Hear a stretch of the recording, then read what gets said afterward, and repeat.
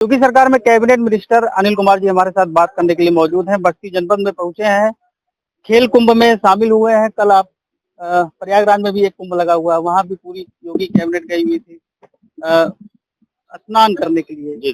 अब अखिलेश यादव बोल रहे हैं कि ये राजनीति का अखाड़ा बनाया जा रहा है महाकुंभ को, तो क्या किस तरीके से आप उनके बयान को? देखो कल जो है माननीय मुख्यमंत्री जी कैबिनेट थी कल प्रयागराज के अंदर, और अनेकों महत्वपूर्ण निर्णय उस कैबिनेट में लिए गए। प्रयागराज के संबंध में भी और प्रदेश के हितों में भी बहुत सारे निर्णय लिए गए जो जनता के हित में है। दूसरा, विपक्ष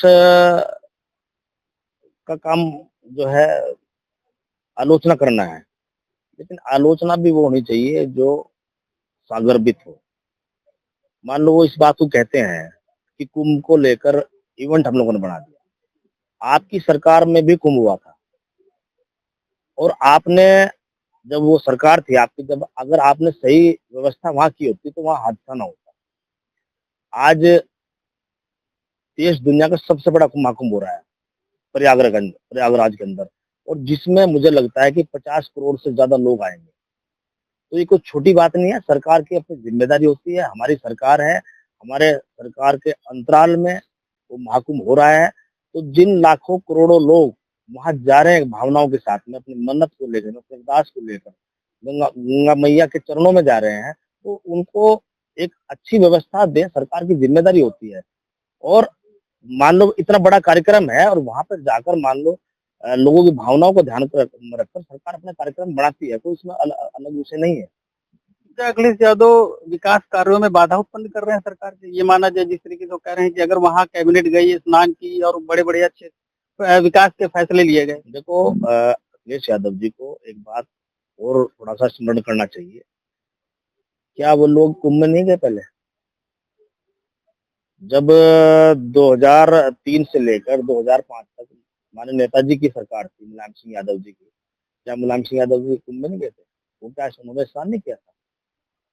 कैबिनेट है, कहीं भी कर सकते हैं, उसमें क्या दिक्कत है? कैबिनेट करके जो फैसले लिए हैं वो तो प्रदेश के हित में लिए है ना, कोई व्यक्तिगत हित तो वहां था नहीं। प्रदेश के हित में हम लोगों ने फैसले लिए, वहाँ सामूहिक रूप से सामूहिक निर्णय से फैसले लिए गए हैं। तो ये उनका जो आरोप है वो मेरे हिसाब से गलत है, निराधार। खुद तो वो गए नहीं स्नान करने, कैबिनेट अगर योगी सरकार की गई तो उनको आपत्ति हो रही है। मैं वही तो कह रहा हूँ भाई, उनके परिवार के लोग, उनके बड़े मुलायम सिंह यादव जी ने भी स्नान किया है वहां पे, वो भी स्नान करने के लिए गए थे। तो ये कोई विषय नहीं है। विषय जो है असल में क्या है, राजनीतिक रूप से इस प्रदेश की जनता ने वो नकार दिया है। उनके पास कोई मुद्दा नहीं है। सभी क्षेत्रों में सभी मुद्दों पर लेकर जो भी समस्याएं प्रदेश से जुड़ी हुई है, सब पे सरकार में काम हो रहा है। सभी को एनडीए की सरकार में सामाजिक रूप से, राजनीतिक रूप से सभी लोगों को हिस्सेदारी मिल रही है। अब उनके पेट में दर्द है। प्रयागराज में आपने मुलायम सिंह का नाम लिया तो मैं एक सवाल और करूंगा। प्रयागराज में मुलायम सिंह की एक मूर्ति पद्मासन स्थिति में रखी गई है और इसका कुछ साधु संत विरोध भी कर रहे हैं कि उनको लोग जा रहे हैं वहां पर, अपील की जा रही कि जाइए उनको एक भगवान के तौर पे वहां पर कहा जा रहा है कि ये भी वहां पर लोग जाएं, उनके यहाँ माथा टेके। ऐसा ऐसा भी वहां पे है। तो क्या मुलायम सिंह को इस तरीके से वहां पेश करना भगवान के रूप में समाजवादी पार्टी के लोगों के द्वारा ये जो भी किया जा रहा है समाजवादी पार्टी के लिए किया जा रहा है।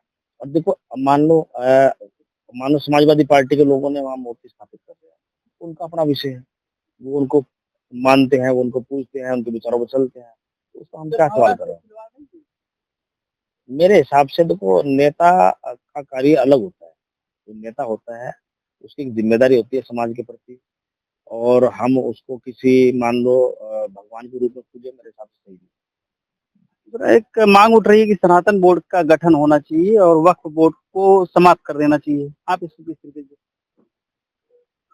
देखो ऐसा है ना, मान लो लोगों की भावनाएं हैं इस प्रकार की, सनातन बोर्ड का गठन हो, लेकिन वक्फ बोर्ड को खत्म नहीं किया जा रहा, संशोधन किए जा रहे हैं कुछ। खत्म करना अलग बात होती है, किसी विषय को लेकर विषय में संशोधन करना, किसी सब्जेक्ट का संशोधन करना अलग विषय है। सोच रहा हूँ खत्म कर देना चाहिए, सनातन बोर्ड का गठन होना चाहिए। ये सनातन बोर्ड का गठन होना अलग बात है, किसी चीज को खत्म करके किसी चीज का गठन करना तो अलग, ये तो विषय नहीं ना किसके। संशोधन तो समय समय पर हर चीज में होते रहते हैं ना, संशोधन हो रहे हैं, क्या दिक्कत है? लेकिन जो अभी सर्वे चल रहा है सर्वे में ये पता लगा कि लगभग 60% से अधिक जमीनें जो हैं वो सरकार की हैं, जिसपे वक्फ बोर्ड ने अपना कब्जा कर रखा है।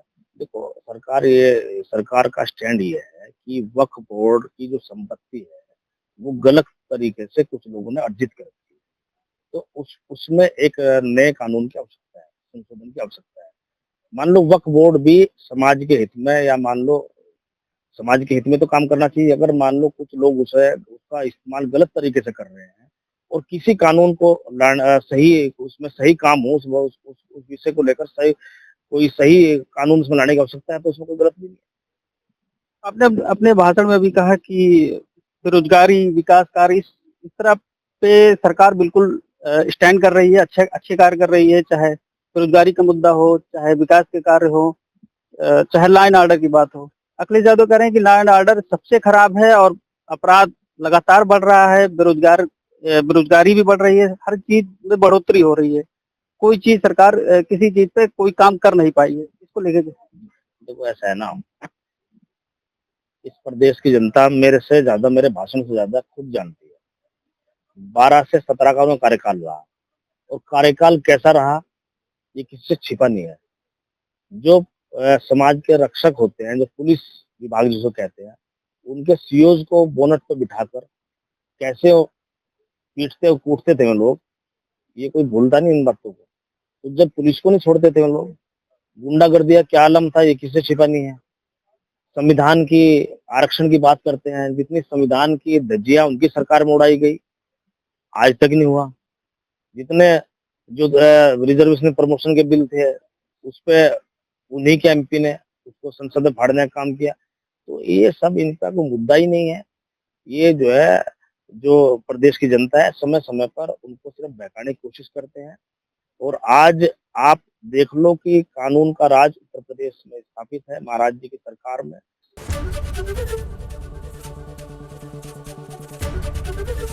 एबीपी गंगा, खबर आपकी, जुबान आपकी।